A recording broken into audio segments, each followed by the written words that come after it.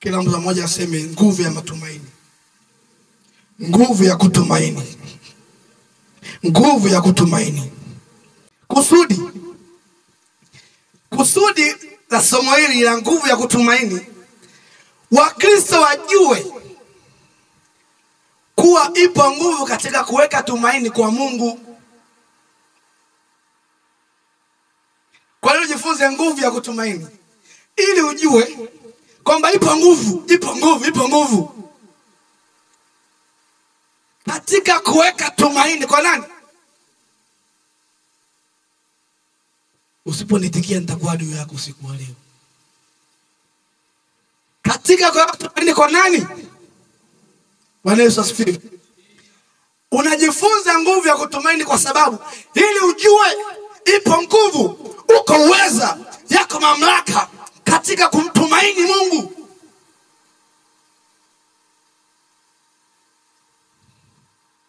Haleluya. Mimi nimesoma physics. Nimesoma nini? Mbona hii Biblia? Force.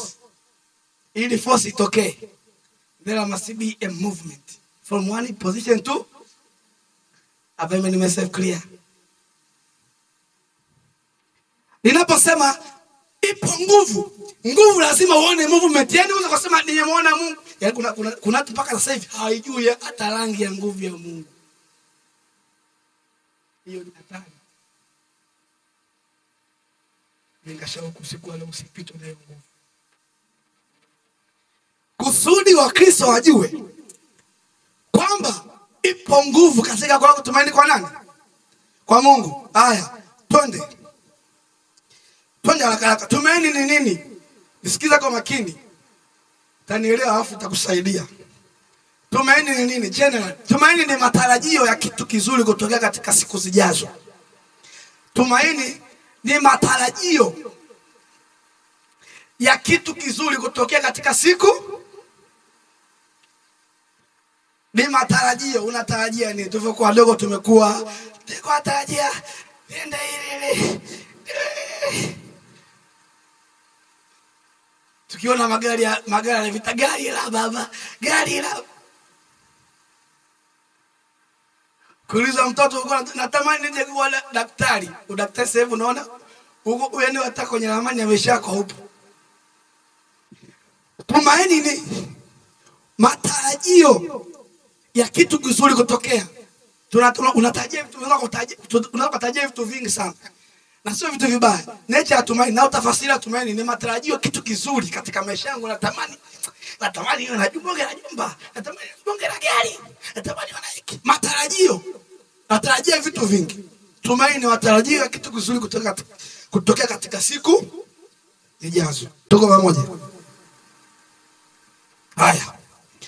Hata hivyo, sio tumaini lote lina msingi imara. Tumaini linaweza kuja katika makundi haya mawili. Msingi. Tumaini lina misingi. Msingi ndio unatengeneza aina ya tumaini. Tumaini la kwanza tumaini la kidunia, tumaini la pili tumaini la kibiblia. Tumaini la kwanza kutokana na msingi la kidunia, la pili ni la nini? La kibiblia. Tumaini la kidunia.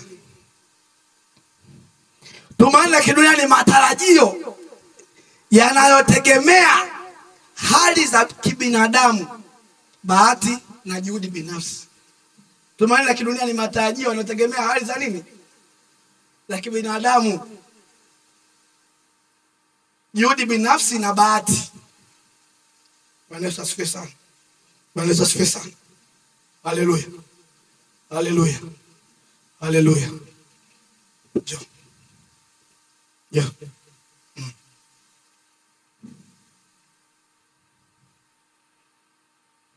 Naona jamaa au kwa nyuma mmodi tumulike na taa. Mnamuona jamaa? Lazima usomee computer science. Amesomea computer science. Kwa hiyo ni mtaalamu wa computer science, ndio? Huyu akimaliza tunatarajia aajiliwe katika mambo ya nini? computer science, ndio. Kwa sababu gani? Amesomea. Bariki. Bwana asifiwe. Tumaini la kidunia linategemea hali za kibinadamu. Umesomea nini? Unaweza wa nini? Unafanya nini? Nature. Bwana asifiwe sana. Kaka Shija hapa. Siona kaka Shija. Kwa zamani nakuaga hivi. Kaka Shija unaona? Wewe unasoma ya nini? Anga sio? Tunatarajia huyu akae katika ofisi yoyote ya pesa anatoboa kwa sababu amesomea, ana uwezo wa asili, anaweza yani kwenye hali za kibinadamu kwamba CV anayo. Hilo tumaini la kidunia. Tunatumaini ndio maana unasoma unamaliza una apply. Unasoma unamaliza una apply. Unatarajia uajiriwe katika hiyo sehemu. Hiyo tumaini la kidunia linategemea hali za kibinadamu, bahati na juhudi binafsi. Kuna mtu ameka juhudi kwenye kitu kimoja kizuri. Anatarajia katika eneo tu atatoka.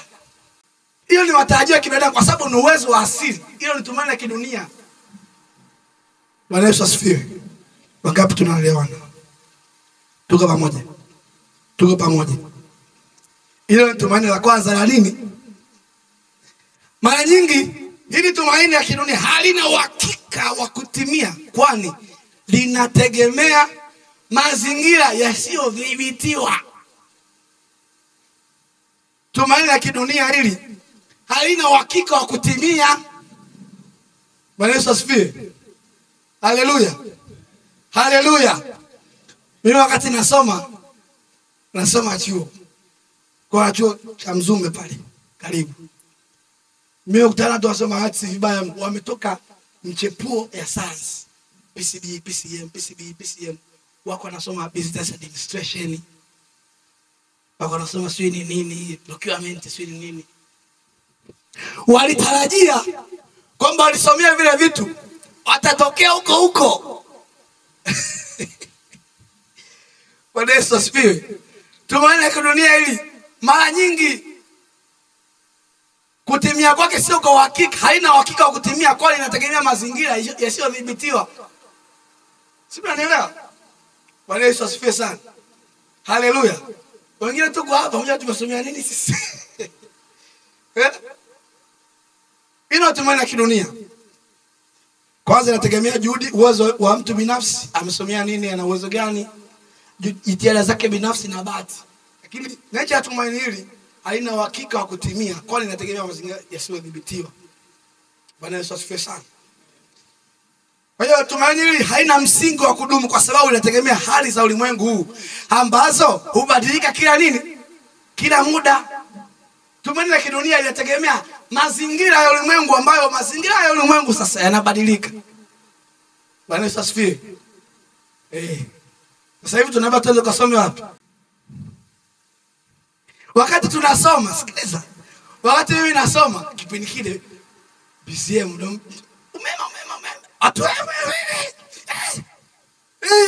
Tunamaliza upepo unabadilika VETA. Bwana Yesu asifiwe.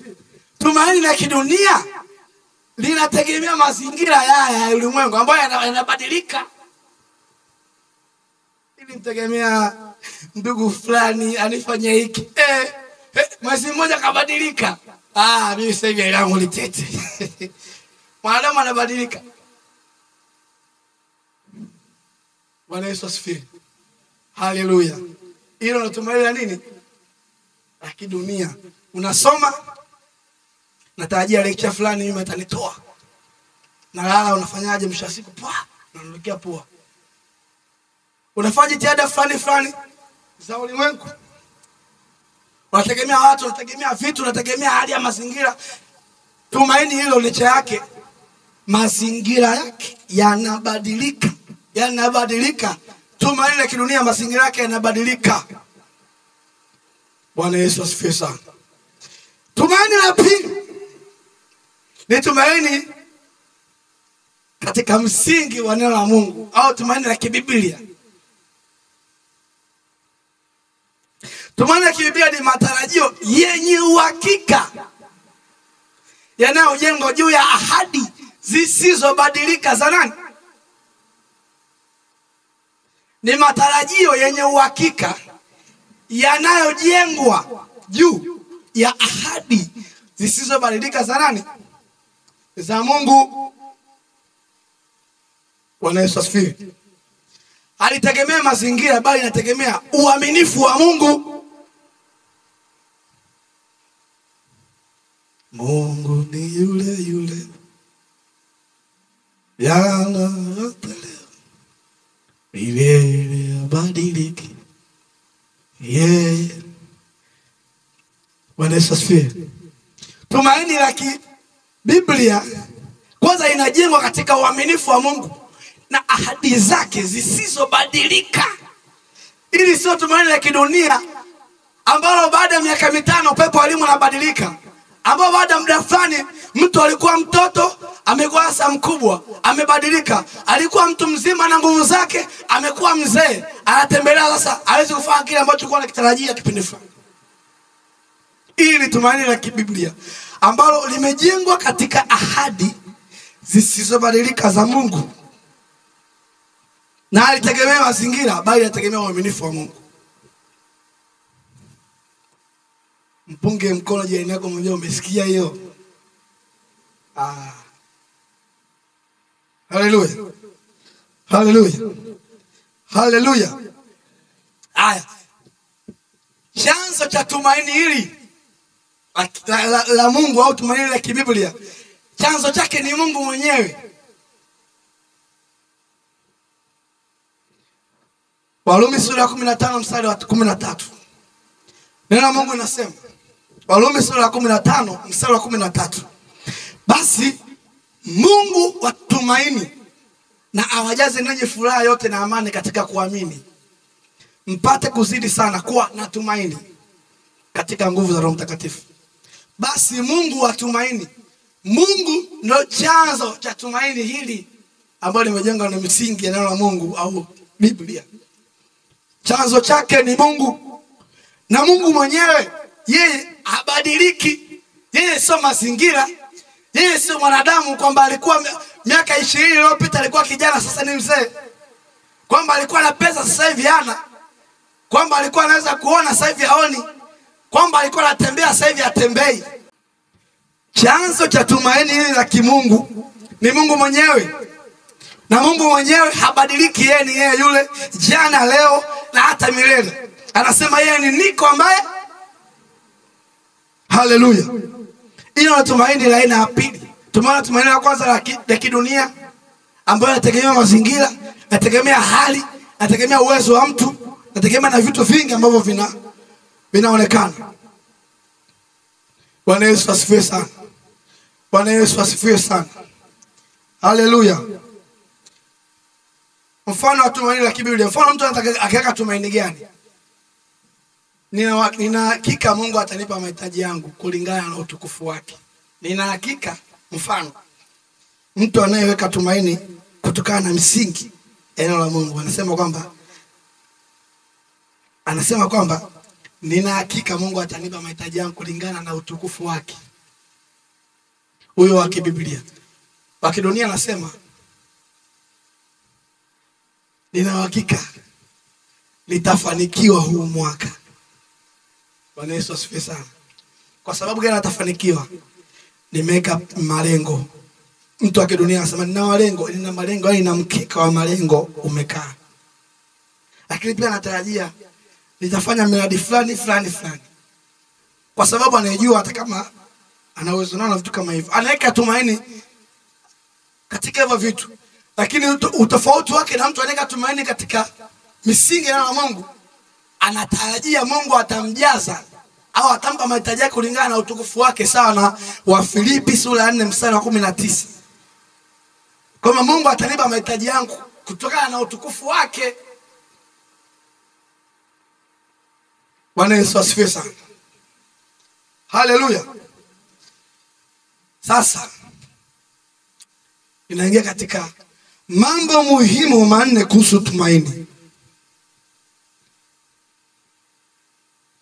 Mambo muhimu manne.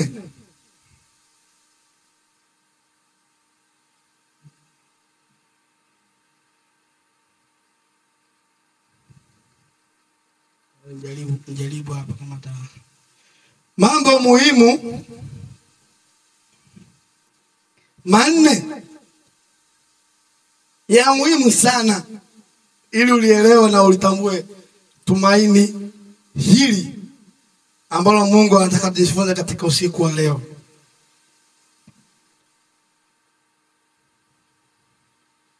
Nama tusome kitabu cha Waebrania sura ya 6 kuanzia mstari wa 16 hadi kufika kaanza kusoma mpaka mstari wa 19.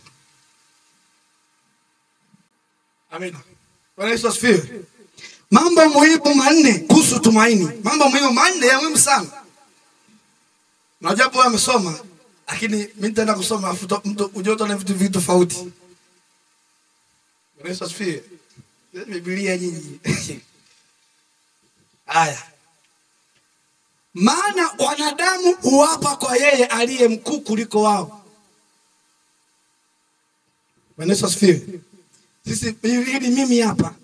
Mtu fulani zamani tulikuwa tunafanya hivi. Sasa hivi baada ya kujua kweli atufanye hivi. Zamani ili mtu anielewe mimi ni na ananielewa. Ninamwapia haki ya wewe mwalimu Hamasa leo ameingia amekusanya madaftari. Wewe mpapia. Si unakuwa unafanya hivyo? Sikiliza kwa makini. Maana wanadamu huapa kwa yeye aliye mkuu kuliko wao na kwao hukomo. No, naomba nianze tanielewa. Naomba nianze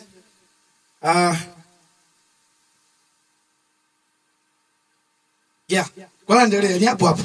Maana wanadamu huapa kwa yeye aliye mkuu kuliko wao na kwao ukomo wa mashindano yote ya maneno ni kiapo. Yaani ili mtu ufike mwisho akuelewe lazima ufanyaje? Apia. Kama ukweli apia wewe muongo apia. Yaani ndio ukomo, hakuna zaidi ya hapo. Mtu atasema sasa nimekuelewa. Umeshaapia. Unakuta mtu anaamini hicho kitu. Ndio hivyo. Na anaapia kwa nani? Na kwa Mungu kwa sababu gani? Anasema hapo angalia maneno makundu au nimesemaje? Anaapia kwa yeye aliye mkuu kuliko. Kwa hiyo tunaapia kwa Mungu kwa sababu ndio mkuu kuliko sisi. Na zaidi hapo hakuna mwingine. Kwa hiyo ili mtu atuamini sana, zamani tulikuwa tunafanya hivyo apia kwa jina la nani kwa jina na apia kwa haki ya nani? Haya. Aliye mkuu kuliko wao na kwao ukomo wa mashindano yote ya maneno ni kiapo. Yaani ndio mwisho hapo. Lazima uape. Kwa kuyathibitisha. Katika neno hilo Mungu akitaka kuwaonyesha zaidi, hasa sisi wanadamu ndio tunafanya hivyo. Mungu akitaka kuwaonyesha zaidi sana walithio ili ahadi jinsi mashauri yake yasivyoweza kubadilika, na yeye Mungu pia alitia kiapo.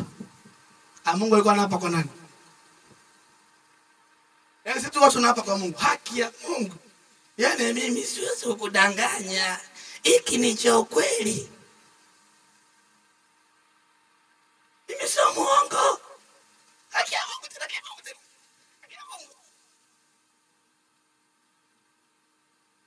Sasa mwanadamu ili tuaminika lazima tuape. Haya, Mungu mwenyewe ili sasa aminika anafanyaje? Naye Mungu pia alikuwa anatia kiapo. Ndio anasema hapo. Jinsi mashauri yake yasivyoweza kubadilika, alitia kiapo na yeye Mungu alikuwa anatia kiapo. Twende. Ili kwa vitu vile visivyoweza kubadilika ambavyo katika hivyo Mungu hawezi kusema uongo, tupate faraja iliyo imara. Sisi tuliokimbilia kuyashika matumaini yale yawekwayo mbele yetu. Bwana Yesu asifiwe. Bwana Yesu asifiwe. Bwana Yesu asifiwe. Ili sisi tuyaamini matumaini ambayo Mungu ametuahidi. Mungu na yeye alikuwa anatia kiapo na alikuwa anaapa kwa jina lake mwenyewe kwamba mnapolitumaini ninachowaambia lazima kitatokea.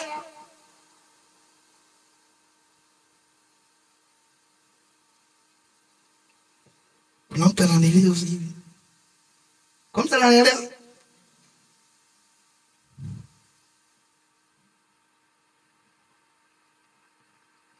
ili sisi tuamini zile ahadi. Hapo Maria anayosema ni ahadi na kiapo. Vitu vile sivyo kubadilika, ahadi na kiapo ambavyo katika hivyo Mungu hawezi kusema uongo. Sasa hawezi kusema uongo. Sisi tulikuwa tunaaminije? Mungu naye alikuwa anaapa kwa jina lake mwenyewe. Tuliokimbilia kuyashika matumaini yale yalikuwa mbele yetu. Sasa matumaini hayo ya kibiblia ambayo tutajifunza siku ya leo yakaanza kudadavuliwa mstari unaofuata, mstari wa 19. Hayo matumaini tulionayo kama nanga ya roho. Sema nanga ya roho. Tumaini ni nanga ya roho. Unapoweka tumaini ni nanga ya roho. Jambo la kwanza, nimesema mambo manne muhimu kuhusu tumaini. Ni nanga ya roho. Jambo la pili, hiyo nanga yenye salama, nanga hiyo yenye salama. Pia hiyo nanga yenye nguvu. Alafu jambo la nne, hayo matumaini yaingiayo hata mle mlimo ndani ya pazia. Jambo la kwanza, nanga ya roho. Hiyo nanga ya roho ina salama, hiyo nanga ya roho ina nguvu. Jambo la nne, yale matumaini yale yaliyosema kule yanaingia hata mle mlimo ndani ya pazia. Sasa ninaanza jambo moja moja. Bwana Yesu asifiwe. Bwana Yesu asifiwe. Nanga, nani anajua nanga? Nani anajua nanga? Mzee Kisusi. Peke yako tunajua nanga huko ndani. Wangapi wanajua nanga? Watoto wa Swahili hawa hawajui nanga. Bwana Yesu asifiwe. Tumaini ni nanga ya roho. Sasa sikiliza kwa makini. Nanga nini? Nanga ilikuwa nimefuatilia na yeye kwa makini. Nitakuonyesha hapo kama uamini kwa video.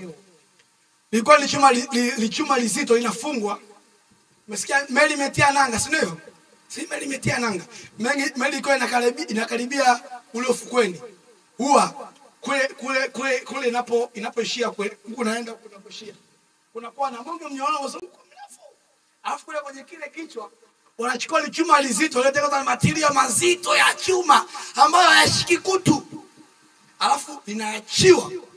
Kwa chuma liko linazunguka, linaenda linazama, linaenda chini, linakita kwenye chini kabisa ya bahari. Hapo nasema meli imetia nanga. Lengo ni nini? Likikita chini, meli imeshikiliwa na ile chuma, ile nyororo ambalo limefungwa na ile chuma lito chini. Likikita chini kwenye udongo wa chini wa bahari, ile meli iko pale pale juu. Ukuja upepo,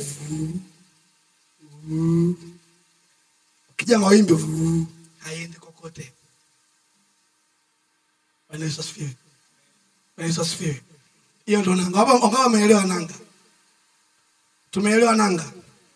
Inashikilia meli kutoka na dhoruba za maji na misukosuko na minini, meli isiende kokote kwa sababu imefika mwisho. Tulia sasa. Tunakutia nanga. Inatupa lichuma lizodengea chini ya maji. Ndani ya maji na kitafu na kwa mnyororo umeshikilia mpaka juu ya meli.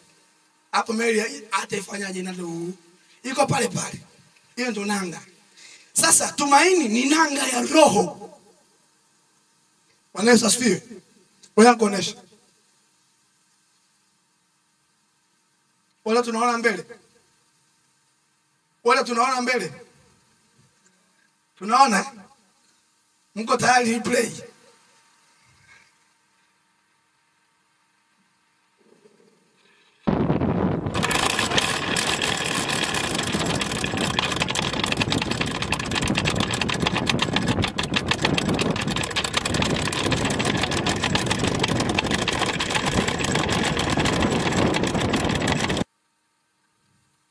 Haleluya. Mbona mmezuba? Yani nikwambie, watafiti wamefuatilia, watafiti wamesema hivi, yaani hakuna vitu ambavyo ni videos vina attract binadamu kuliko kitu kingine chochote. Sio maandishi. Tumaini mtu bwana asiye. Unapiga chini yao. Macho yote. Sasa hapa kila mtu imeisha, lakini mtasema haleluya, haleluya. Kwa hiyo hii ndo meli, umeona ile chuma kwa imekaribia kufika ndili, limeachiliwa likatuma poa. Kwa unaona ilikuwa inajizungusha zungusha, hilo inaachiliwa, inaenda chini chini chini chini, mimi inakuwa nzito, haiwezi kwenda kokote. Wewe unazuia speed kwa hii nanga, hii ndo nanga.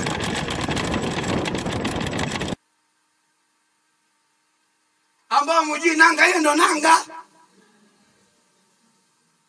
Haleluya, haleluya. Tumeona nanga. Sasa angalia picha inayofuata. Angalia nini hicho chini ya bahari. Sasa ile chuma ile ilizama ndani, limeenda chini, limekita. Sasa hapo uje upepo, ije nini, wolololo, yeye meli imetulia tu, haiwezi kuvuta ile chuma. Hiki chuma ambacho utuna kidogo, hiki chuma ni kizito bara.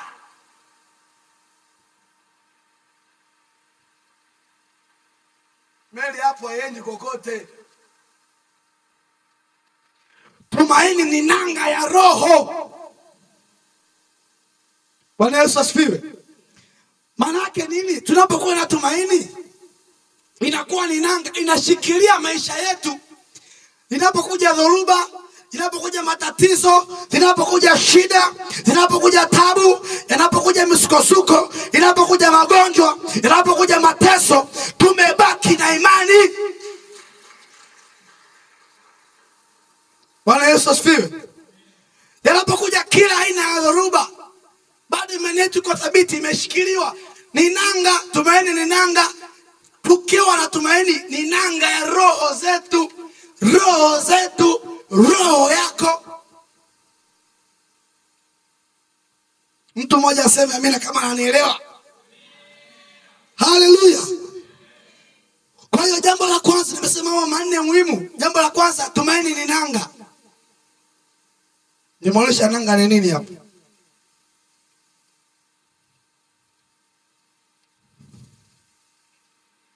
Ni nanga ya roho. Sasa hiyo nanga ya roho inasema ni yenye salama. Msao inasema hapo, tulionayo hayo matumaini, tulionayo msao kuna tulionayo hayo matumaini, tulionayo kama nanga ya roho. Hiyo nanga ya roho inafanyaje? Ina salama. Bwana Yesu asifiwe sana. Bwana Yesu asifiwe sana. Unajua nanga kiachilio, unaweza uko kwenye meli, ukajaza zako juisi, ukaona enjoy. Kwa sababu sasa meli imetia nanga, tuko salama. Yaani tumefika sehemu tuko salama, hata tukiwa na shuka hakuna shida yote. Kwa hiyo nanga inapotiwa nanga, maana yake tunakuwa na usalama. Hata itakapokuja upepo, itakapokuja shida, tunabaki salama. Tukiwa na tumaini la Mungu, tuko salama. Haleluya. Tukiwa na matumaini ya Mungu,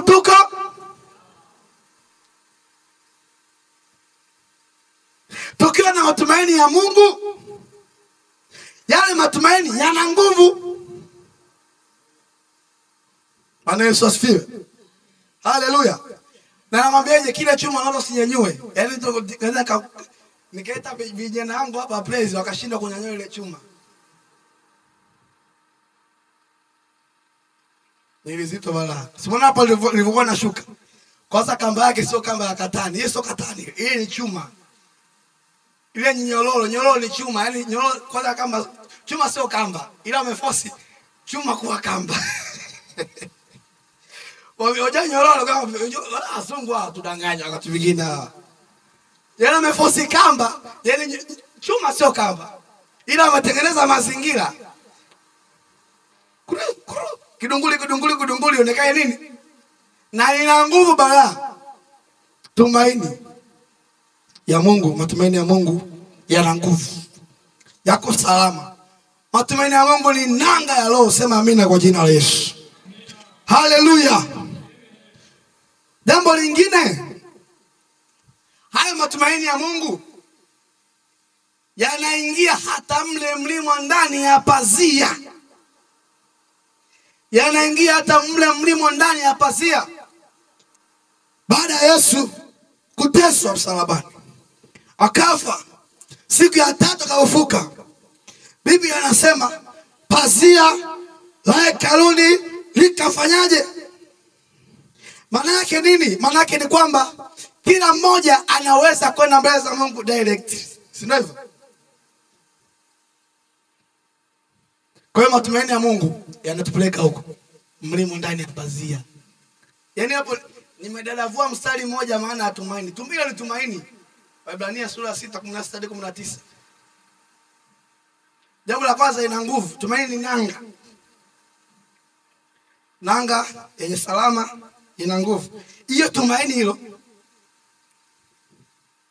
matumaini hayo yaingia hata mle mlimo ndani ya pazia. Anaelea mstari unaofuata, nasema ndani ya pazia alimoingia Yesu kwa ajili yetu, mtangulizi wetu, amekuwa kuhani mkuu hata milele kwa mfano wa Melkizedeki. Bwana Yesu asifiwe sana. Bwana Yesu asifiwe sana. Nimeanza kusema kusudi Mkristo ajue iko nguvu katika kuweka matumaini kwa Mungu.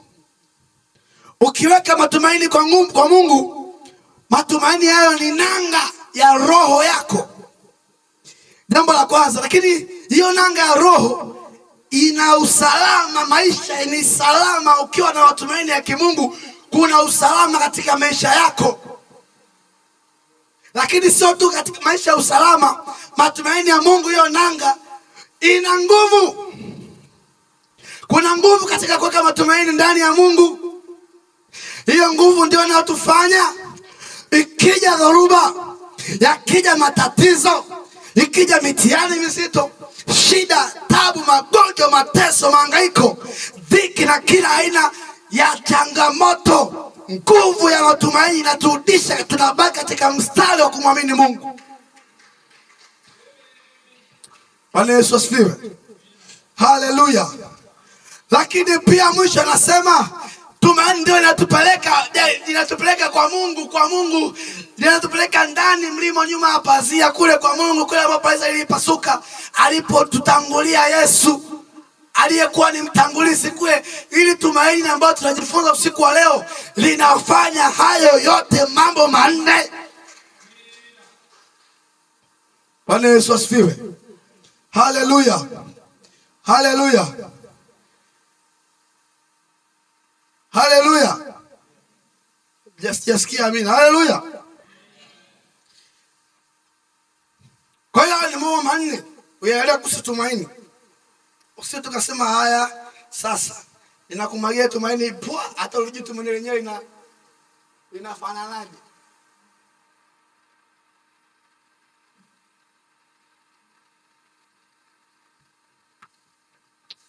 Yako matokeo ya tumaini. Matokeo. Tumaini linaleta baraka. Wanaomtumainia Mungu huwa katika maisha yao kunakuwa na baraka. Amebarikiwa mtu yule afanyaje? Amebarikiwa mtu yule afanyaje? Ambaye Bwana ni. Yaani ukiwa na tumaini tu kwa Mungu, wewe unafanyaje? Bwana Yesu asifiwe sana. Bwana Yesu asifiwe sana. Bwana Yesu asifiwe sana. Ukiwa tunatumaini kwa Mungu, Mungu anayajua mahitaji yako. Na kama anajua mahitaji yako, anakupa. Anasema kabla hatujaanza kumuomba, yeye amekwisha kutupa. Kwa sababu gani? Kwa sababu ya tumaini. Tumeweka matumaini yetu kwa Mungu. Huko mbele nitakuonyesha tunawekaje matumaini. Kuweka matumaini sio tunasema haya sasa umeamka umeshiba zako, umeamka vizuri, salama aenda kazini, mimi nasema tu matumaini yangu yapo kwa Mungu. Hapo ndo unasema una matumaini. Hapana. Hatuendagi hivyo. Bwana Yesu asifiwe. Haleluya. Haleluya. Kwa hiyo tumaini linaleta baraka. Matokeo ya kuwa na tumaini kwa Mungu ni baraka. Na baraka zikija katika maisha yetu ni utoshelevu. Yaani wewe una shida. Yaani Mungu akileta utoshelevu katika maisha yetu kama baraka, inatosha sisi kufanya chochote kwa ajili ya ufalme wa Mungu. Haya, madhara ya kukosa tumaini. Yako madhara ya kukosa tumaini.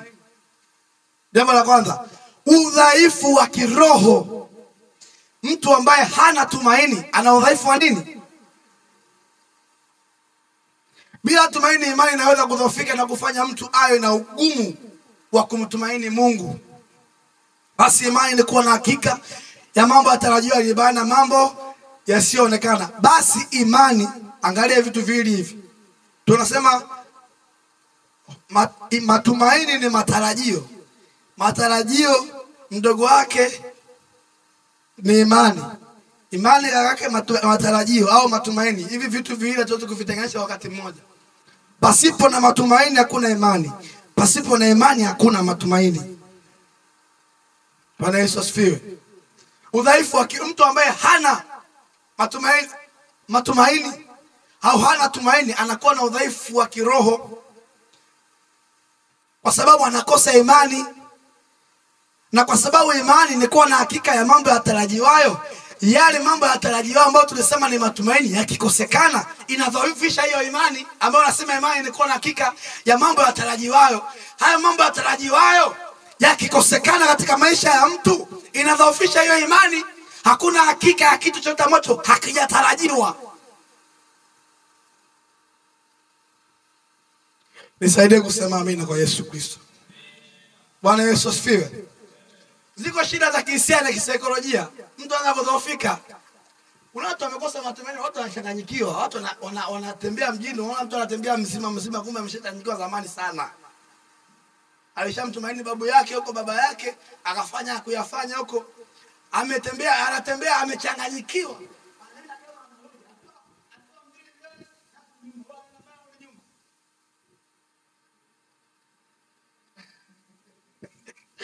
Haleluya.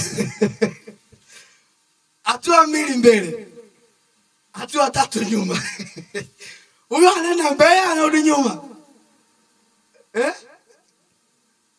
Ndio mlevi. Mlevi akaenda mbele mbili, nyuma anarudi tatu. Bwana Yesu asifiwe sana. Bwana Yesu asifiwe.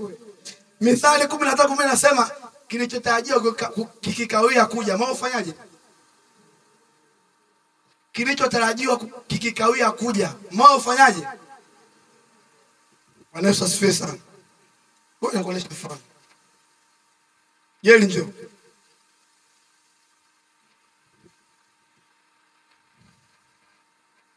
Bwana asifiwe. Nimepata shida sana. Sawa? Shida hiyo anaweza kusolve ni jamaa huyu hapa. Unaelewa? Huyu ndo anaweza kusolve shida yangu. Haya. Mimi niko mbele.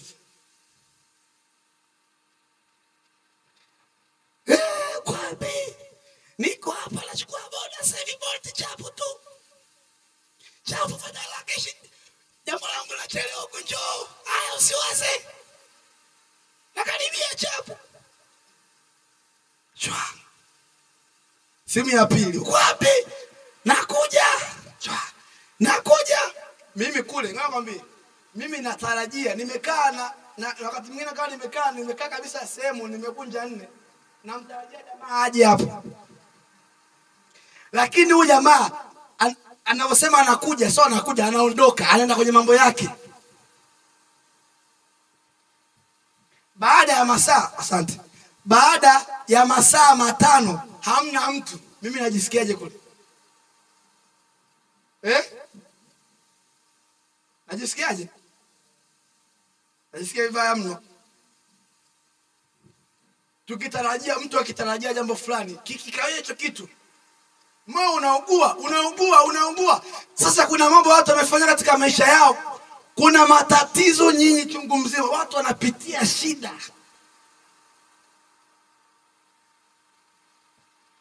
Yaani tukisema tulete historia hapa za watu. Kuna watu huko duniani huko Watu wamepitia, walitarajia vitu vikubwa kutoka kwa ndugu, jamaa, marafiki, walioitwa wakubwa, walioitwa wenye hela, walioitwa wenye uwezo, walioitwa wenye sisimu, walitarajia vitu vikubwa, lakini walishia kuumia. Walishia kuumizwa, walishia kuugua.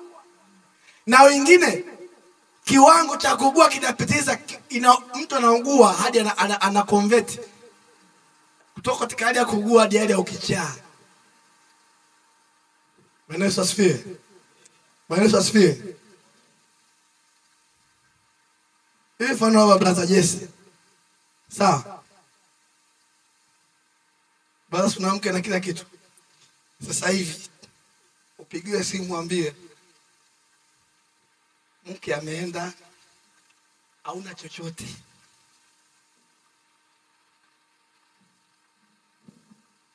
Yaani hapo ulipo ukitoka hapa una sehemu ya kwenda ishoti. Sasa hivi upigiwe simu hii.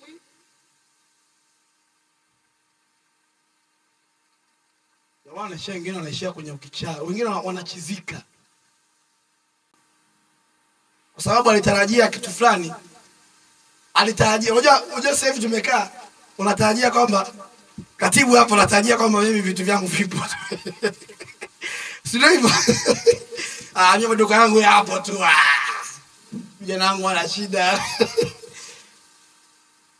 Simu hii hauna kitu brother. Unafanya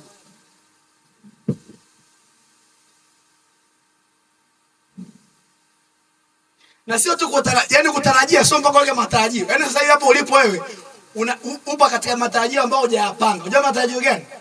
Ya kwamba hamna kitu kibaya kitatokea katika maisha yako. Hayo ni matarajio ambayo mtu anayo, mtu ambao hajawahi kuyapangaga. Na hicho kilichomtokea Ayubu. Yaani mimi nimekaa naamka najua nyumba ipo. Kila hakuna kibaya kitatokea. Bwana Yesu asifiwe. Hayo ni madhara. Hiyo jambo la pili, madhara ya kukosa tumaini. Yaani wengine wanaathirika kihisia na kisaikolojia, watu wanachizika, watu wanapata shida. Wamekosa tumaini, walimtumaini babu, walimtumaini wazazi, walitumaini ndugu, walitumaini jamaa, walitumaini vitu vingi, wakaishia kuugua, wakaishia kupata matatizo. Bwana Yesu asifiwe. Jambo la tatu, unapoteza kusudi. Tumaini hufanya tusonge mbele. Bila tumaini watu wanaweza kuhisi kupotea au kutokuwa na mwelekeo. Yaani kama una tumaini mimi sijui naelekea wapi. Mwenyekiti, leo ulikuwa naona unafanya maombi ambayo sio rasmi ya kuombea watu ambao hawajaajiriwa. Si ndio hivyo? Kuna watu wamekosa wanahisi yaani kuna watu ambao hawana kazi. Wanaona wamepoteza dira ya nini?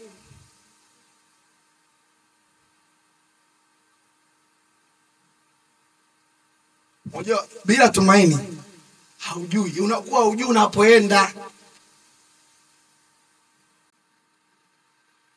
Watu wanahisi wamepoteza direction ya maisha. Walitarajia nimemaliza, sasa naingia ajira, nioe, niolewe, nizae, maisha yaende, maisha yasonge. Sasa direction imebadilika. Wanahisi nimepoteza kusudi la Mungu. Ukikosa hiyo ni dhara tatu la kukosa tumaini. Unapoteza direction, kama umepigwa hivi. Siku moja mimi nilikuwa mdogo, mamangu shahidi hapa. Mamangu yupo hapa. Simulia kama mtu atabisha. Nilipokuwa mdogo sio nenda kwa mashangazi, sijui mashangazi hao. Kwa mashangazi wapi? Sio nilifanya nini? Nilipigwa bonge kofi. Lile kofi mpaka dakika hii katika picha yangu ya utoto nalikumbuka. Imagine. Bwana asifiwe. Extraordinary coffee. Lile coffee lilifanya nione, yani ndo nilikuja kwa mara ya kwanza najua kwamba unaweza kufumba macho alafu ukaona mwanga. Bwana Yesu asifiwe. Ndio mara ya kwanza nikaprove hicho kitu. Ukimwona watu wanaona giza. Sasa nakwambia kuna hali kupata. Kwa watu wanaweza kuona mwanga. Sasa nikwambie, sio mwanga tu. Nyota.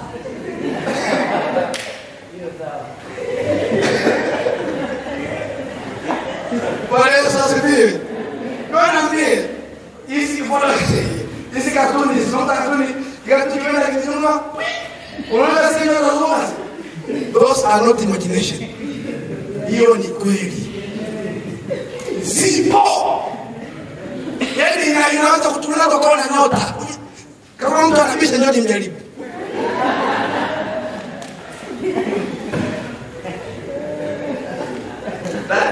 Yeye kuna nyota.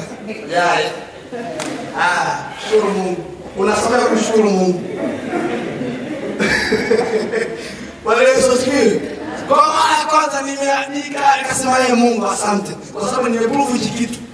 Nyota zipo na mwanga hata kama watu upo. Au yakata katika mazingira. Situation. Hallelujah. Namba 4, bila tumaini kwa Mungu, watu wanaweza kugeukia njia mbaya. Ili kukabiliana na changamoto. Nisomee Mithali 14:12 hapa. Chap. Bila tumaini watu wanafanya wageukia njia mbaya. Nimeingia kuna Shego sikia kipindi tunasoma kwamba wale ambao wanataka kufollow mitihani wanaenda kwa waganga. Hivi ngoja niulize swali. Hivi ngoja niulize swali. Hivi mganga si ana uwezo? Wanasemaga ana uwezo, sio hivyo? Kwa nini aibe akili ya mtu asitengeneze yake? Mpaka aibe kutoka kwa mtu fulani hivi ampachike huyu. Kwa nini asitengeneze yake? Umefika Mithali 14:12. Inasemaje?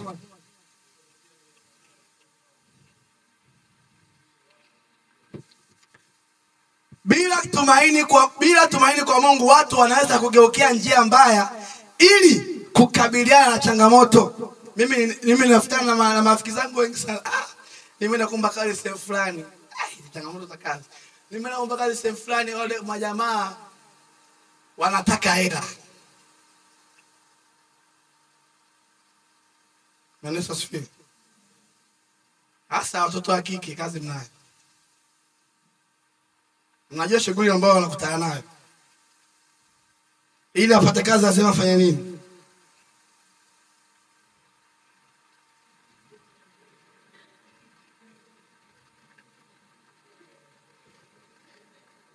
Bila tumaini kwa Mungu, watu wanaweza kugeukia njia mbaya ili kukabiliana na changamoto. Sasa wewe mdada umekaa mwaka kwanza, mwaka pili, mwaka tatu, unaona bora ni ndege. Si mara moja tu shwa. Nipate kazi. Kazi yangu sitapata tu kwani kuna shida.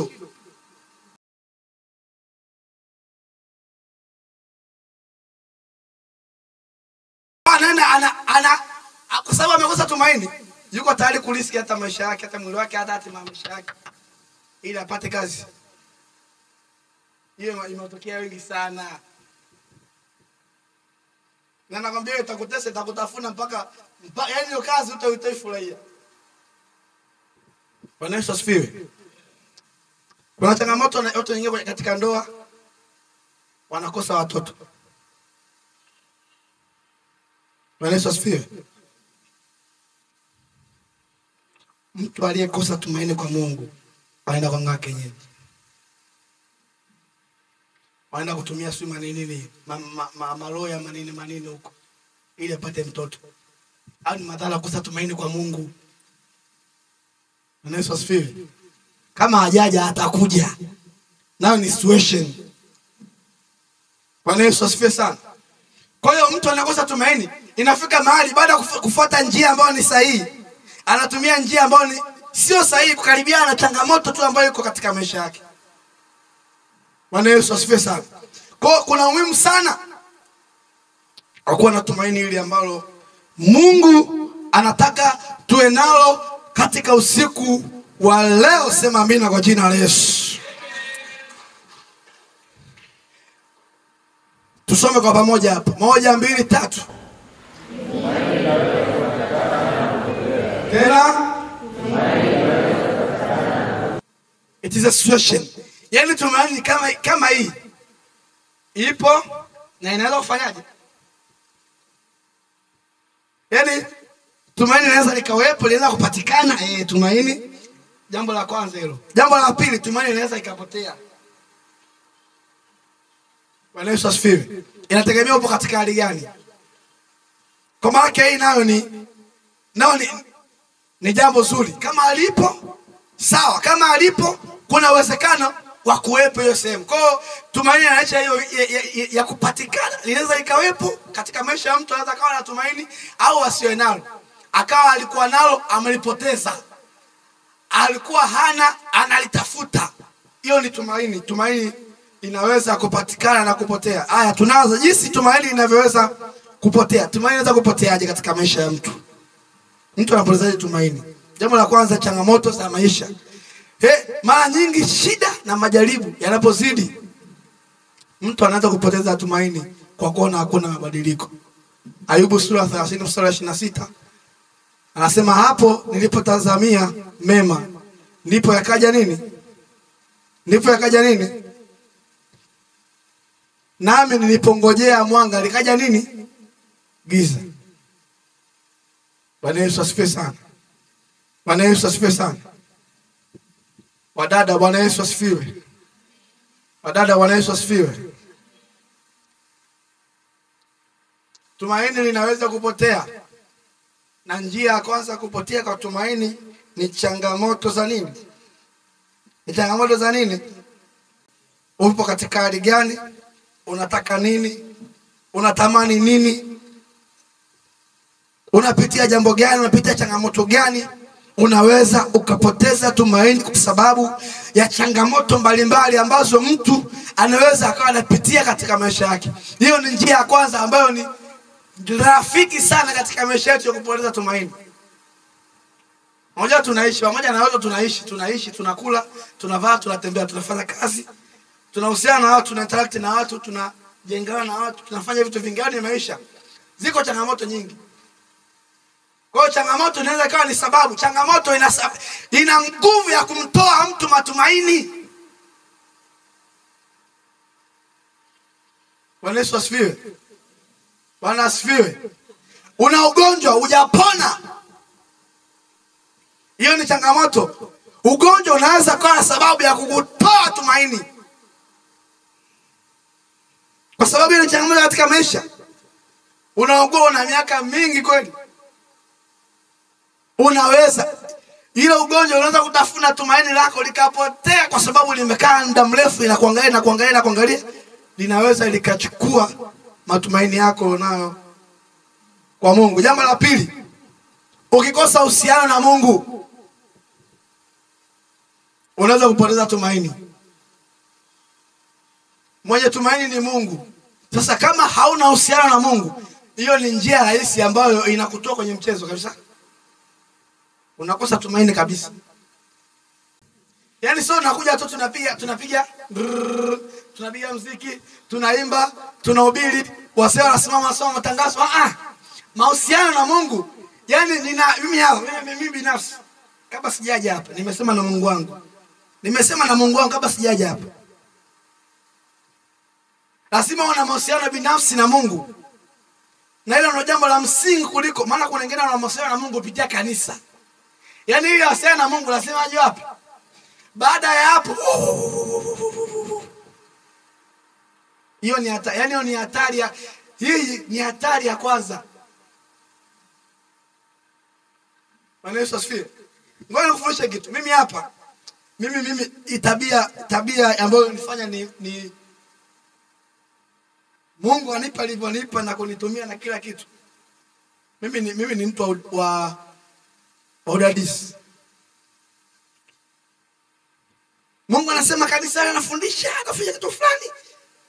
Sasa kile kitu nakitaka. Alafu kitokea katika maisha yangu. Nilikuwa na tabia natafuta muda privacy. Niko na Mungu. Mungu, umesema hiki na hiki. Kama ni kweli, kitoke katika maisha yangu. Kama ni uongo, wewe Mungu haupo. Wanasifiwe. Wanasifiwe. Mbona hiyo tabia? Mbona mimi nipo hivi na hivi? Wewe umesema nikikuita unaitika. Na kuita katika hali hii, Mungu. Umesema wewe upo. Na umesema ndio na mahusiano na wewe. Nataka niwe rafiki yako. Unajua unapoanza kujenga ile privacy kati yako wewe na Mungu, bwana nakwambia, kuna lugha ambayo haielezeki unaanza kuwa nayo wewe na Mungu. Na wakati mwingine unaweza kuwa katika hali tofauti katika maisha, Mungu anazungumza na wewe, unaelewa kabisa hapa Mungu amesema na mimi kabisa hivi.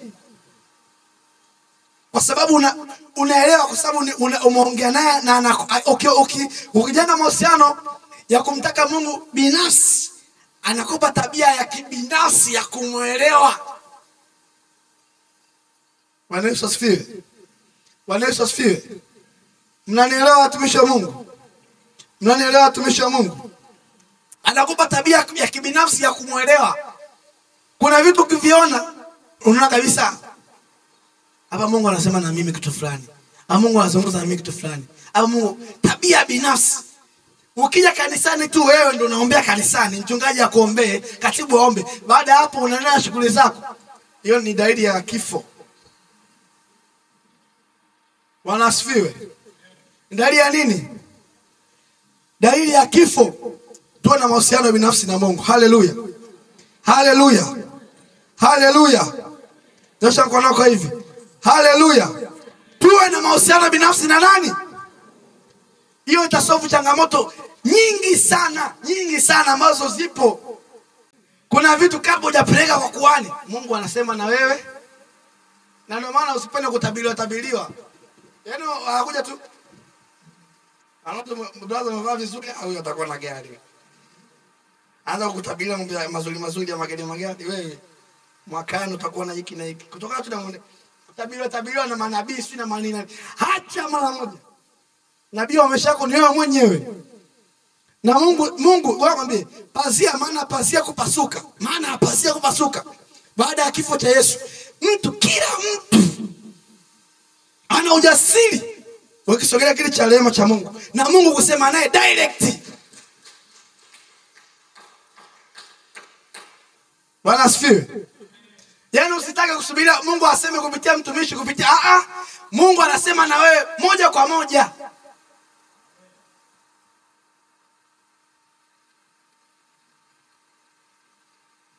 Bwana Yesu asifiwe sana. Nabii wa maisha yako ni nani? Nabii wa maisha yako ni nani? Ukiona wewe unatabiriwa, sasa hivi unatabiriwa, wewe upo agano la kale. Uko agano la kale kabisa na hujaokoka. Yaani Yesu katika maisha yako, ile tukio la Yesu haijawahi kutoka. Tukio la Yesu haijawahi kutoka katika maisha yako. Maana Yesu kuja ni wewe unaweza kumfuata Mungu, kabla Mungu, naomba sema na mimi kuhusu kitu fulani. Mungu anasema na wewe. Bwana Yesu asifiwe sana. Haleluya. Haya. Nipo kwenye nini? Pointi ya nini? Hii ni pointi ya nini?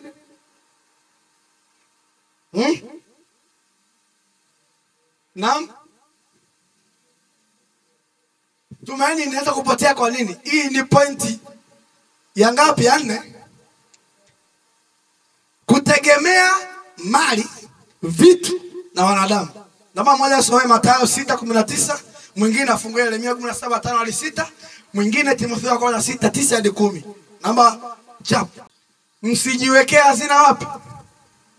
Yoyote anayeweka hazina duniani amekwisha habari yake. Haleluya.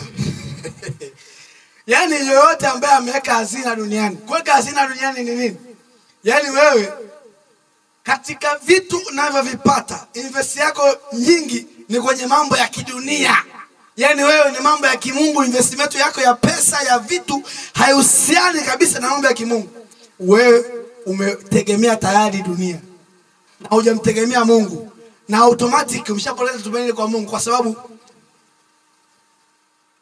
moyo wa mtu, hazina mtu lipo ndipo nini? Yani hazina yako ukiweka duniani na moyo wako upo, kama moyo wako upo huko, manake haujamtegemea Mungu, haupo kwa Mungu. Na umejitoa mwenyewe moja kwa moja katika tumaini. Ukitegemea vitu, ukiwekea hazina duniani. Bwana Yesu asifiwe. Yeremia 17:5-6 nasemaje?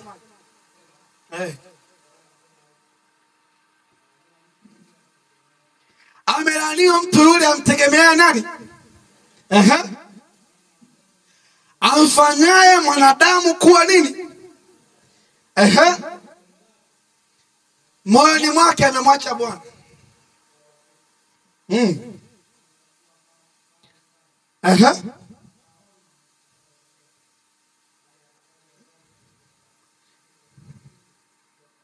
Amina. Amelaaniwa mtu afanyaje? Bwana Yesu asifiwe sana. Tukiweka matumaini yetu kwa wanadamu, mwanadamu jambo la kwanza anakufa. Mwanadamu jambo la pili anachoka. Mwanadamu jambo la pili anabadilika. Wanadamu wanabadilika nini? Bwana Yesu asifiwe. Wanadamu, tabia mwanadamu yeyote ndani yake ana asili ya kubadilika. Hata kama unasema mimi I'm faithful boy, I'm trust boy, wewe una chembe ya kubadilika. Na ndio maana kuna watu walivyopata pesa tu walifanyaje? Walibadilika kabisa. Kuna watu sasa hivi tunaona marage. Kuna watu sasa hivi tunaona mkishapata hela. Ile kanisa la Kisukuma lile. Mimi nije nisale kanisa la Kisukuma, kuna makanisa huko majengo huko, ukiingia kwanza kuna AC. Si ndio hivyo? Kuna AC. Kuna maisha kwenda kuna AC.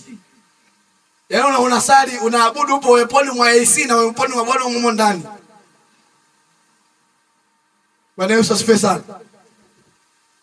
Kwa hiyo hatutakiwi kuweka tumaini letu kwa vitu, kwa wanadamu. Tunataka kuweka tumaini kwa Mungu. Na mfungulie hiyo Timotheo ya kwanza 6:9-10. Lakini hao watakao kuwa na mali huanguka katika majaribu na tabu. Watakao kuwa na nini? Watakao kuwa na mali. Na tamaa nyingi zisizo na maana. Watu wanadamu katika upotevu na uadilifu. Maana shina moja la mabaya ya kila namna ni kupenda pesa, ambayo wengine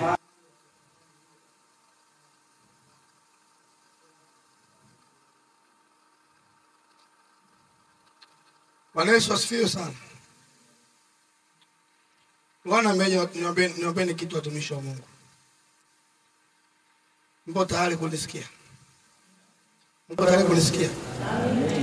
Mimi hapa Aaron, Benjamin Aaron. Mimi pambanaji. Alafu mimi pia najitafuta, sio hivyo?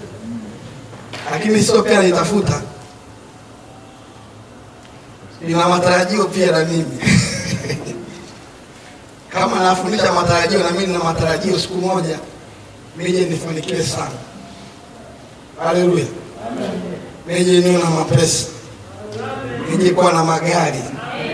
Nije kuwa na majumba ya kifahari. Amina. Ukiingia kwangu hiyo nifikie nyumba yangu ni kama uwanja wa mpira. Haleluya. Yaani ili ufike lazima ufanye jogging kwanza. Ukimbie jogging, ufike kwanza hoyo, unakuja na maji, unatulia nje kwanza upoe, tunaingia ndani. Unaona kukutana na mbwa mkali. Bwana Yesu asifiwe. Lakini kama naambeni kitu.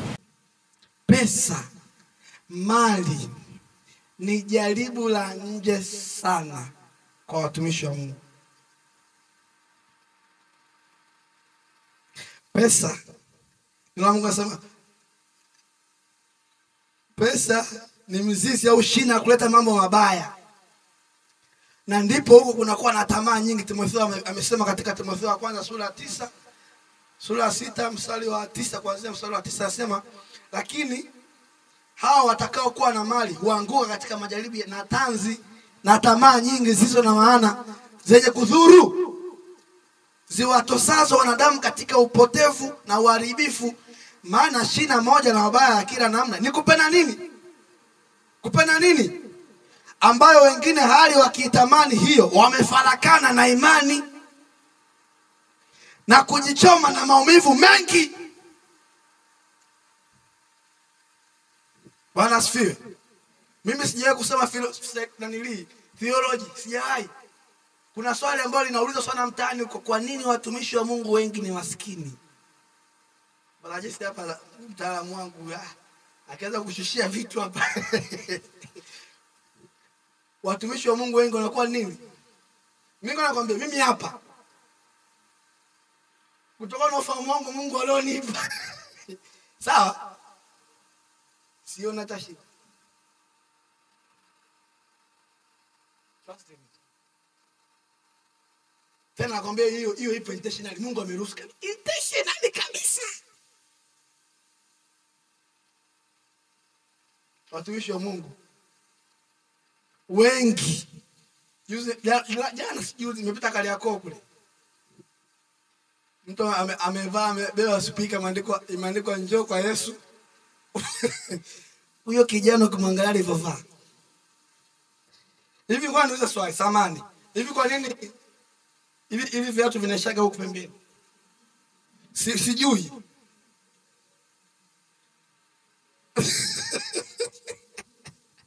Ni nani watembeaji? Sasa sijui kwa nini. Yule mtumishi wa Mungu anabeba speaker kwa ujasiri. Imechorwa kwa maneno meupe, imezunguka juu mbele ya speaker pale. Njoo kwa Yesu utaoko. Shati imechoka. Mkanda ule umechoka. Suruali ndio usiseme. Kiatu pembeni huko na sura atapiga hivi. Sijui. Sasa hao ndio nakuta wanatembea mtaani kwa ujasiri wanamtangaza Yesu. Bwana Yesu asifiwe sana. Njoo kuonesha kitu, njoo. Kimbia. Hujafika. Bwana asifiwe. Huyu hapa amekuja kuniletea habari njema. Nielewe, nisikilize kwa makini sana. Huyo nasema katika sura 2. Amekuja kuniletea habari njema, anasema njoo kwa Yesu uokoke upate uzima na kila kitu. Hali yake ni duni. Bwana asifiwe. Sura ya kwanza. Sura ya pili. Anakuja mtu. Nakuomba washi. Sawa kwa sana ile. Sister atakushika. Bwana asifiwe. Mimi hapa ninataka Yesu. Nitafuata Yesu wa nani? Nafuata Yesu wa nani? Kati ya Yesu wa huyu, ukaletea Yesu. Au ukaletea Yesu, nafuata Yesu wa nani? Yesu wa nani? Kwa sababu gani? Nikifuata Yesu wa shida, nitafanikiwa. Nitavaa vizuri kama yeye. Nitakuwa na gari kama yeye. Mungu hataki hiko. Bwana asifiwe. Anamjua mwanadamu. Akija huyu, watakao kuja kumfuata Yesu, hawatamfuata Yesu, watafuata mafanikio ya huyu. Bwana Yesu asifiwe. Bwana asifiwe. Sasa hiki ni kipimo. Pamoja na hali duni ya huyu, ukimwamini huyu jamaa, wewe mbingu ni yako. Kwa sababu haujaangalia nini? Ana nini? Ana vitu gani? Mimi nakwambia hii ipo intentional kabisa. Trust me or not. Mimi sijasema biblical evidence. I'm telling this. Mwanadamu ni mwanadamu. Ukiamini injili ya huyu ambaye amekuja, hana hata kitu, ukaiamini pamoja na hali yake, wewe kwa umefuata Yesu. Haujafuata vitu. Ana maana sijui kwa nini. Mimi mpaka leo namuuliza Mungu sijui kwa nini. Lakini sasa cha ajabu, uweze kukuta watu kama hao. Basi naona tukakupa maiki ukaingia kali yako pale. Kapiga tu. Hauwezi kuta. Hauwezi kuta. Bwana shija hapa ingia gari yako. Bwana anatoa. Haya.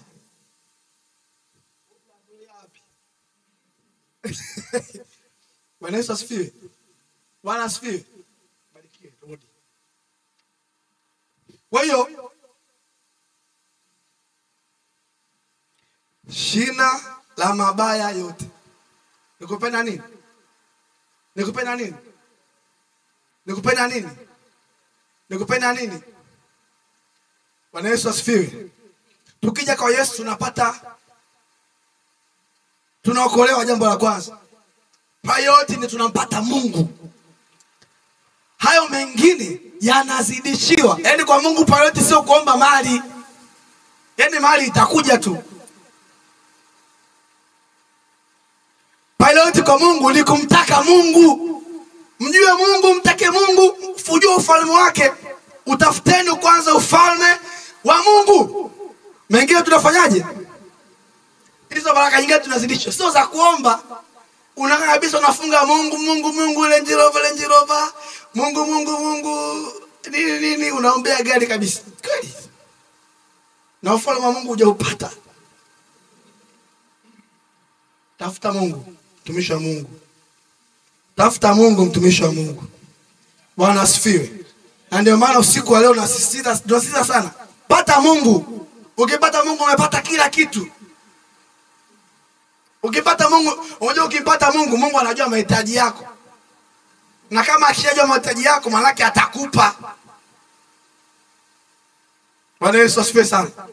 Kwa hiyo sababu nyingine inayosababisha watu kukosa tumaini ni kutegemea mali. Ni kutegemea vitu. Ni kutegemea wanadamu. Bwana Yesu asifiwe. Samani katibu, hilo nitasumbua. Samani katibu na kuomba. Hilo nitasumbua sana watu. Wengine nataka kuchomoa nyuma kule. Nataka kufanya mazoezi, wao sije kaanza kulala. Bwana asifiwe. Somana katibu hapa, sawa? Katibu kwanza amefanikiwa, sio ndio? Amefanikiwa katibu. Ana pesa, ana magari, ana biashara zake. Sawa? Open. Kwani ukilala ukiamka una shida? Pesa sisi zinaingia.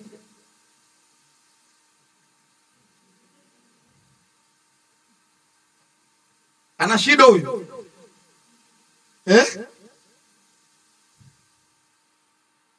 Sasa mwana ngombe, tabia ya pesa hii hapa. Sumana ana vitu na nini, sio hivyo? Una tabia ya asili ya kurelax. Vitu ninavyo, magari ninayo, nina shida gani? Bwana Yesu asifiwe sana. Kwa hiyo hivi vitu na mali ndio ile pale. Kutegemea vitu, mali na yaani una mali kwa hiyo umekaa tu kwa sababu una mali una pesa, kwa hiyo una shida yani. Unapoteza tumaini kwa Mungu. Ndio unakuwa ndio unapoteza na imani kabisa. Yaani unapoteza na imani. Unakuja tu kasema kwa sababu ya kutimiza. Barikiwe. Kwa sababu ya kutimiza tu ile basi njooni tuabudu tusujudu mbele za Mungu aliyetuumba. Basi tunaondoka. Bwana Yesu asifiwe sana. Sababu tukitegemea vitu, tukitegemea mali na wanadamu, tunapoteza tumaini. Naomba iangalie hii kesi ni kesi naita kesi maalum. Mathayo sura ya 19 mstari wa 21.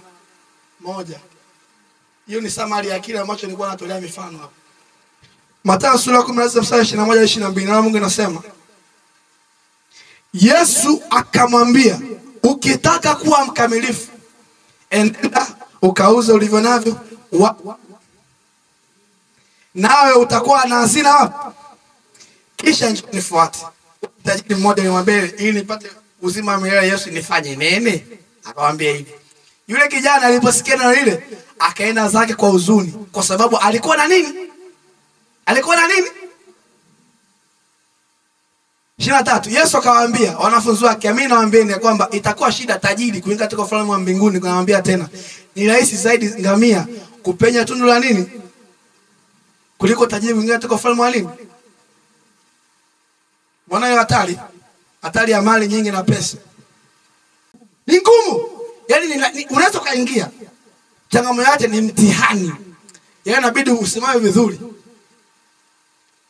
Na simaanishi usitafuta utajiri. Mimi na utafuta kwa nguvu zote. Nasema hata kesho unipe. Bwana asifiwe. Hiko ndo kipimo. Na hii Mungu amesisitiza sana. Amesisitiza sana. Kwa sababu ninaelewa. Hata kwa vitu ambavyo mimi mwenyewe ninavyo binafsi naelewa. Kikiondoka kimoja, ni wazima nani? Na waza usiku mzima anarudisha lini? Anarudisha lini kikitu? Sasa tupoleze vyote kwa ajili ya Yesu. Tumaini.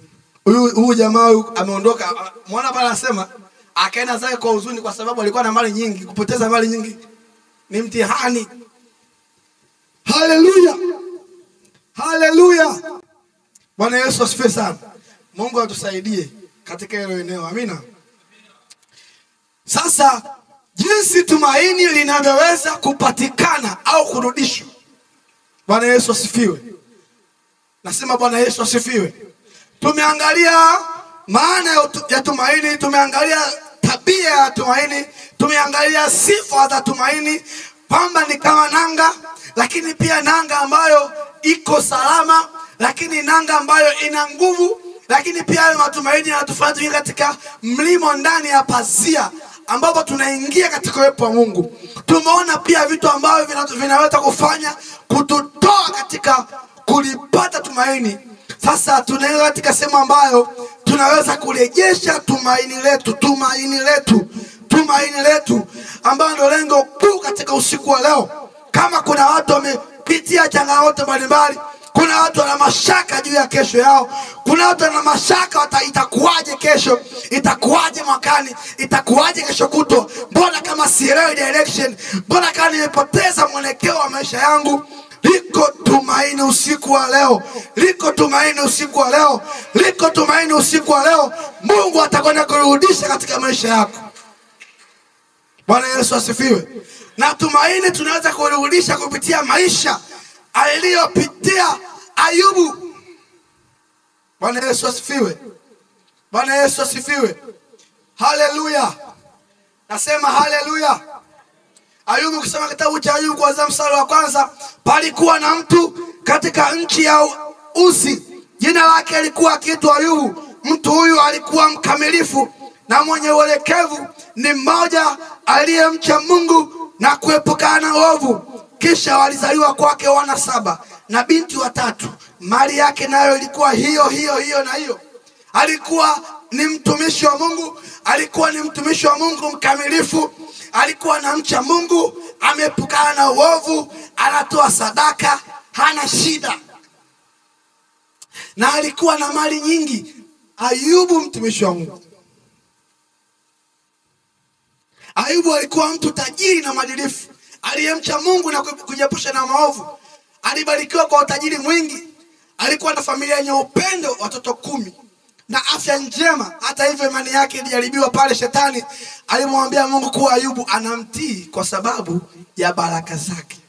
Mungu aliruhusu shetani kumjaribu Ayubu ili kuthibitisha uaminifu wake. Bwana Yesu asifiwe. Mateso ya Ayubu, siku moja Ayubu alipoteza kila kitu. Mali yake yote iliharibiwa, watumishi wake wote waliuawa, watoto wake walifariki katika ajali mbaya. Ulikuja upepo mkali sana. Walikuwa watoto kwenye nyumba, ukaitikisa ile nyumba ikadondoka, watoto wote wakafa wakati mmoja. Watoto wake walifariki katika ajali mbaya. Alipata na vidonda vya mateso mwilini mwake. Hiyo ni siku moja. Siku moja janga inatokea, janga inafuata. Janga inatokea, janga inafuata. Tatizo inafuata hili, linaisha inafuata hili. Tatizo linatokea hili, linafuata hili. Bwana Yesu asifiwe sana. Bwana Yesu asifiwe sana.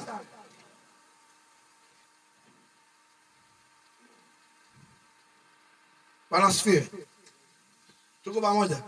Mangaje anao kama amefuma macho.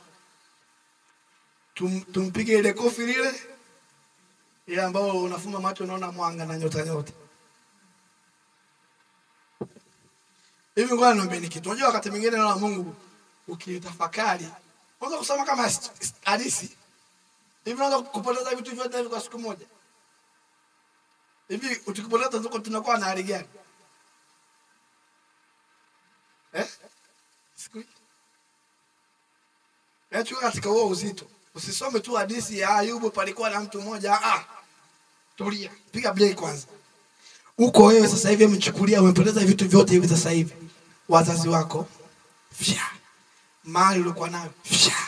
Wafanya kazi. Fya. Sio nini? Fya. Umebaki wope.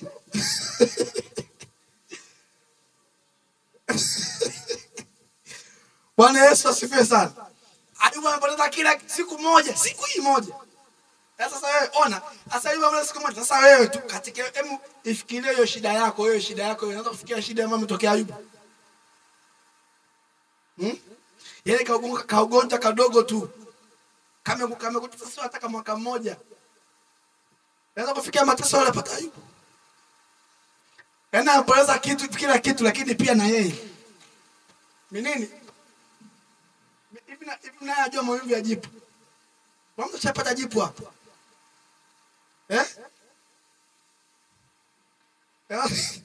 Mwanzo katembea. Style ambazo hasipo duniani yani. Inategemea na location ya jipu.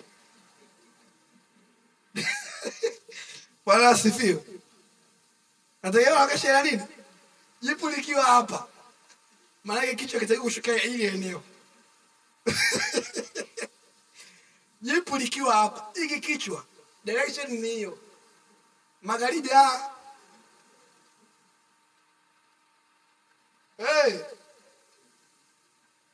direction yako ni hii. Sasa Ayubu ni mwili mzima hata kukaa. Mwili unaelewa mwili mzima. Maana taka yake ni Mungu liko uvumilivu majipu ya huku. Na yakalia tu hivyo. Ndoto anakaa ni maumivu kwa sababu amekalia majivu. Yaani mmoja shida zote na yeye pia akapigwa katika mwili wake. Hivi unajua nini magonjwa yasikie kwa watu kwa majirani nikikupata wewe. Na najua maumivu ya jino hapa. Jino. Na unajua blaza. Sasa yeye ni majipu mwili mzima. Pamoja na kupoteza mali yake yote. Kapoteza watumishi wake, walikufa.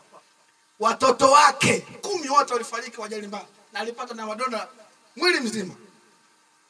Bwana Yesu asifiwe. Licha ya mateso yake makubwa, Ayubu alikataa kumlaani Mungu. Hata pale mkewe alipomwambia umkufuru Mungu ukafe katika Ayubu 2:9, alibaki thabiti kusema Bwana alitoa na Bwana ametoa, jina la Bwana libarikiwe. Bwana asifiwe. Kwa hiyo naambie, ule kitabu cha Ayubu kinafundisha vitu vingi katika maisha yetu. Huyu ni mke. Umeelewa mke? Alafu sikia, Ayubu ni mtumishi wa nani? Na Biblia imeenda kumsifia, imesema kwamba alikuwa mcha Mungu na amepukana na uovu. Yaani alikuwa ni hivi, yani mimi na baba tenda. Sasa mke wake anachokifanya mke wake. Ndio maana nakwambia levi ya kumtumaini mwanadamu. Hata mke, yani imefika hadi hata kwa mke. Au mke sio mwanadamu? Mke sio mwanadamu? Mwana kichomtokea Ayubu. Tumaini letu linatakiwa lijenge kwa Mungu. Tunapotegemea hao wengine, msingi wa tumaini letu linatakiwa kwa Mungu kwanza. Hili ikitokea mwanadamu mbadilika, wewe ubaki thabiti. Hasa kama mtumishi wa Mungu amepitia matatizo yote, mke wake ambaye tulitarajia mama mchungaji, mama mtumishi wa Mungu, muombelezaji ambaye jeshi kubwa, aseme mume wangu endelea mbele, mume wangu Mungu atakutia nguvu, mume wangu. Mambo gani tunayasikia? Alimwambia mkufuru Mungu. Hii ni level. Nikwambia hii ni level ya juu. Mungu anatuonyesha tutakuwa tumtegemee yeye. Mwanadamu anabadilika. Haleluya. Haleluya. Mtikisa jirani yako mwambie mwanadamu anabadilika. Muone tu sasa hivi, Muone tu sasa hivi. Anacheka na tabasamu nzuri. Na mwana anacheka vibaya, kwa hiyo akicheka anaanza kuzana shida zako zote zimeisha. Dakika moja mbele anabadilika vibaya. Hiyo ni asili. Moyoni mwa mtu, Mungu akasema moyoni mwa mtu umejaa maovu mengi. Si ndivyo? Wivu, uchungu, huzuni, fitina. Si ndivyo? Yaani hapa kila mtu ndani yake ana uchungu. Yaani hapo kila mtu ndani yake sasa hivi ana maovu ndani yamejaa mengi. Kila mtu. Kwa sababu Mungu akasema moyoni mwa mtu kuna nini? Haya yote wivu, uchungu nini? Lakini tukiokoka ndio maana tunaimba tuishi Bwana. Kuisha nini? Kufanya kufa kwa vitu vya kimwili, kufanya hai kwa mambo ya kiroho. Mwili na tamaa zako unakuja uchungu, wivu, nini hasira. Vinashushwa levu, tulia kwanza. Afu levu ya mambo ya kimungu inafanya kama tunapata ujasiri kumtumikia Mungu. Bwana Yesu asifiwe sana. Haleluya. Licha ya mateso makubwa, Ayubu alikataa kumlaani Mungu. Amepitia changamoto zote. Marafiki zake baada ya kufariji walimshutumu kwa kudhani mateso yake yalitokana na dhambi. Hata hivyo Ayubu aliendelea kuwa na matumaini kwa Mungu akisema, au ajaponiua nitamngojea vivyo hivyo. Hata kama akiniua Mungu nitamngojea hivyo hivyo. Hata akiniua mama, hata Mungu utamngojea hivyo hivyo, hata kama watu wadhani umetenda dhambi. Shida unapita wanasema tumetenda dhambi. Waambie hata Mungu aniue, nitabaki hivyo hivyo. Ndio afanikiwe yule. Sinamwona? Afanikiwe yule. Mama maisha yake yake. Bwana Yesu asifiwe sana. Haleluya. Haleluya. Haleluya. Kwa hiyo hata watu wanaangalia wakasema vitu vingi. Wewe. Tena watu ndo hiyo yengo, yani ndo watu kusema, watu wanasema, kuna watu wasema. Kuna watu wanasema. Lakini usijali maneno ya watu. Jali neno la Mungu. Bwana Yesu asifiwe. Bwana Yesu asifiwe. Kwa hiyo Ayubu amepitia changamoto, shida, matatizo alipata kwa siku moja, hata ikafika level watu wa karibu, mke wake, marafiki zake wakamshutumu amefanya dhambi, umlani, umkufuru Mungu, lakini Ayubu aliendelea na imani. Neno la Mungu nasema Mungu baada ya kuiona imani ya Ayubu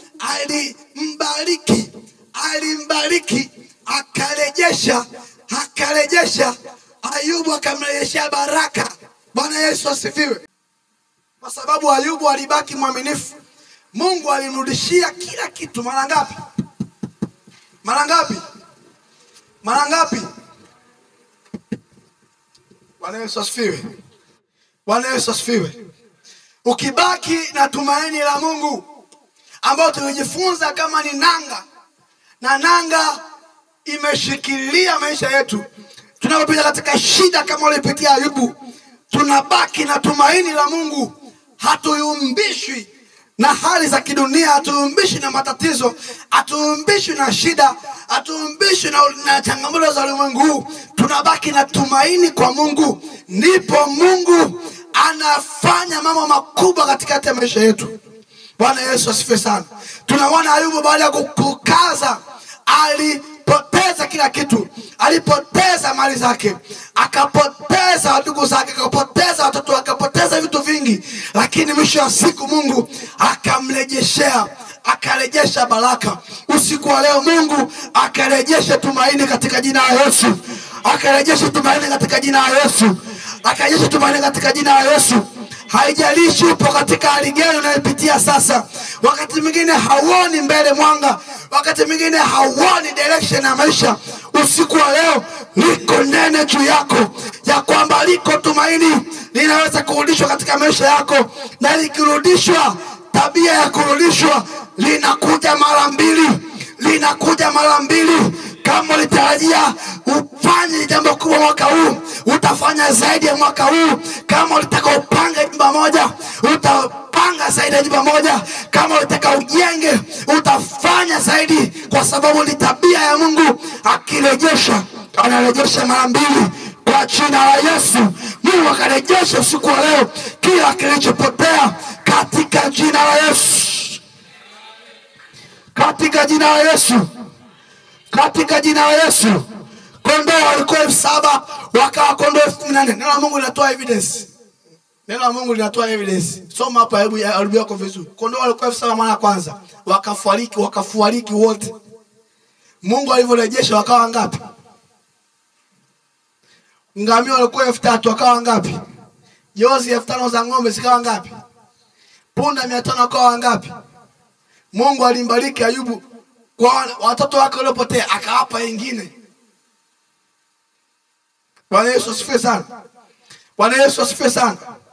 Urithi na baraka za mwisho za Ayubu, aliishi miaka 140 zaidi, akaona vizazi 4 na akafariki kwa amani akiwa amejaa siku. Hadithi yake inabaki kuwa ushuhuda wa milele kwamba Mungu ni mwaminifu kwa wale wanaomtumaini. Mungu ni mwaminifu kwa wale wanaomtumaini. Bwana Yesu asifiwe. Bwana Yesu asifiwe. Bwana Yesu asifiwe. Bwana Yesu asifiwe. Mungu ni mwaminifu kwa wale wanaofanyaje? Ukimtumaini Mungu, Mungu anafanya makubwa katika maisha yako. Usiweke tumaini kwa sababu una vitu vingi, kwa sababu una pesa, kwa sababu una mali, hivyo vinapotea. Weka tumaini lako kwa Mungu aliye hai, ambaye wewe hafi wala halali. Yeye anaishi milele. Bwana Yesu asifiwe sana. Haleluya. Mimi nina pesa, mimi nina kila kitu. Hata nikiugua sasa hivi nina mali, nina uwezo wa kujitibia. Ninaweza kwenda hospitali yoyote India, wapi, Japani, kwa sababu nina pesa. Kuna magonjwa utopona, pesa yako itaisha. Magonjwa utopona. Wanadamu wanatibu, Mungu anafanyaje?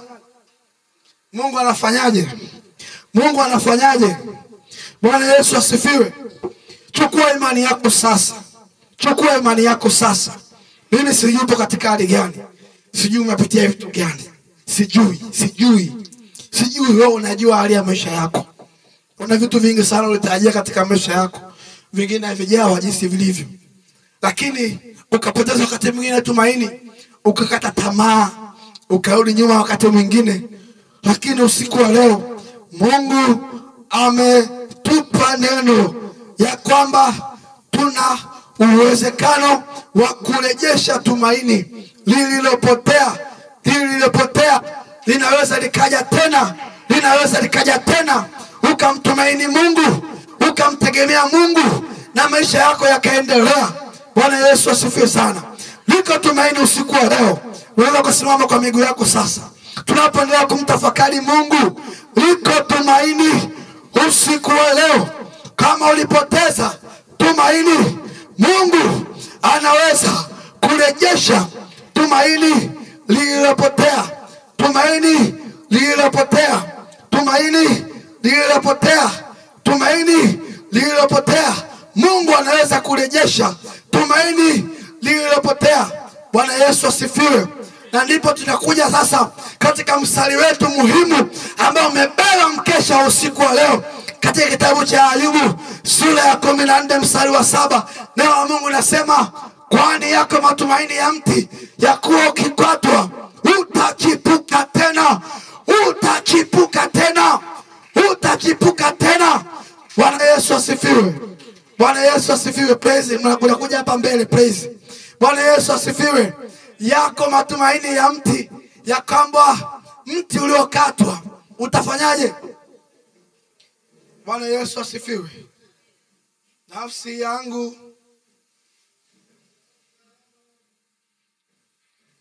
moyo wangu waona kiu. Chukua imani yako sasa, imba wimbo huu kwa imani. Chukua imani, imba wimbo huu kwa imani. Ukiimba wimbo huu kwa imani, nisikilize. Ukiimba wimbo huu kwa imani, Mungu anaachilia nguvu. Bwana Yesu asifiwe. Bwana Yesu asifiwe. Mungu anaachilia nini? Nguvu.